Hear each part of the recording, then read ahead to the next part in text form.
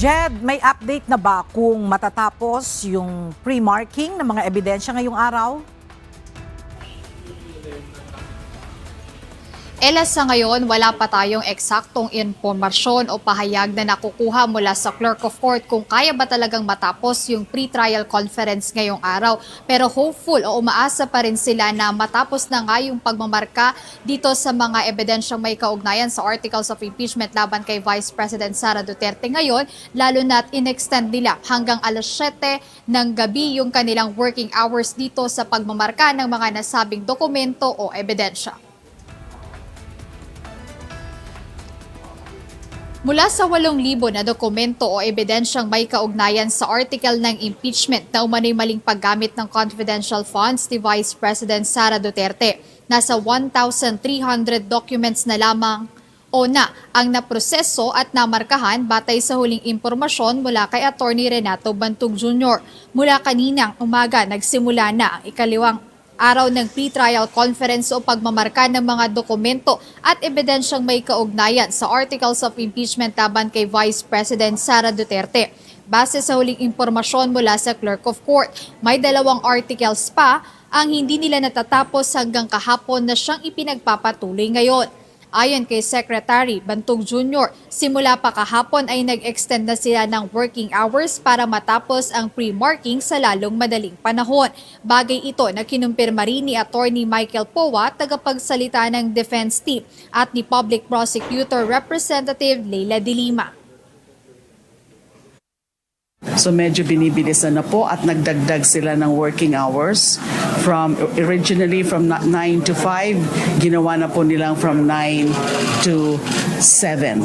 And I was observing them because I've been present since the start of the pre-trial conference kanina, na napapabilis na po talaga yung proseso, although there are still really a lot of exhibits, particularly for Article 1.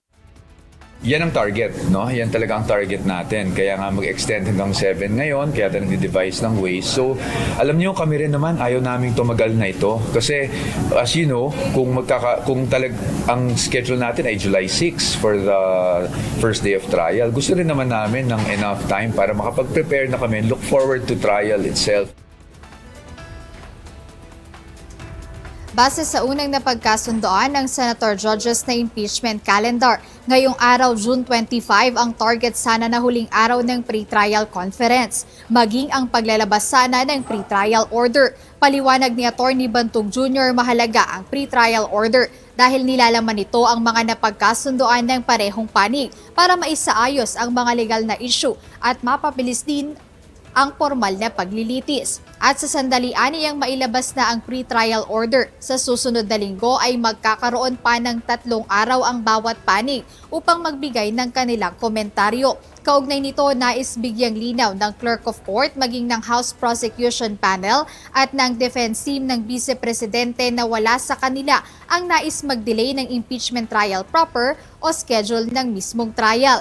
Anila talagang maraming dokumento ang dumaraan sa nasabing proseso, gaya na lang ng acknowledgement receipts. Pati na rin ang mga alleged payees ng confidential funds ay kasama sa iniisa-isa na mga minamarkahan. Bukod pa riyan ang mga dokumentong may kaugnayan sa unexplained wealth ng pangalawang Pangulo. Dagdag ni Senate Secretary Attorney Bantug Jr. na kung talagang hindi matatapos ngayong araw yung pagmamarka sa mga ebidensya o itong pre-trial conference, target talaga nila na sana matapos ito within the week para sa susunod na linggo by Monday or Tuesday ay mailabas na nila yung pre-trial order para rin ma-on track pa rin sila dito sa schedule ng impeachment trial na nakatakda sa July 6. Pero aminado si Attorney Bantug Jr. na talagang tight na yung kanilang schedule and preparation doon sa mismong impeachment trial. Pero wala pa rin kasi talagang napag-uusapan kung may planong i-move pa yung July 6 na schedule sa ibang araw. Ayan muna update mula rito sa Senado. Balik sa inyo, Ella. Maraming salamat, Jed Naresina.